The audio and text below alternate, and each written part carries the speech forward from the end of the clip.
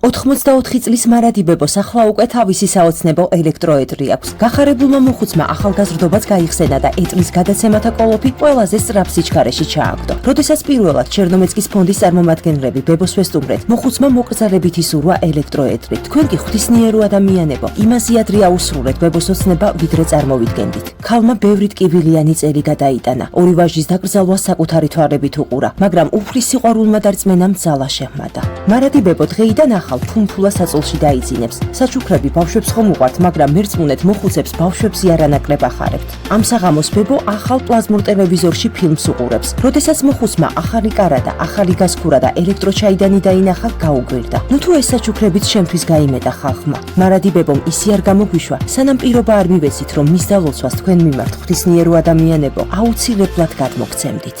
დიდი მადლობა კეთილ ადამიანებს. Ვიცი ყურადღება გამომიჩინა და მეხმარა და მერთმა ბევრი მისცეთ, რაც დახარჯეს 1000 მაგათ გაუნაზღაუროს ღმერთმა. გადარიცხეთ ნებისმიერი თანხა ჩერნოვეცკის ფონდის ოფიციალური საიტის მეშვეობით.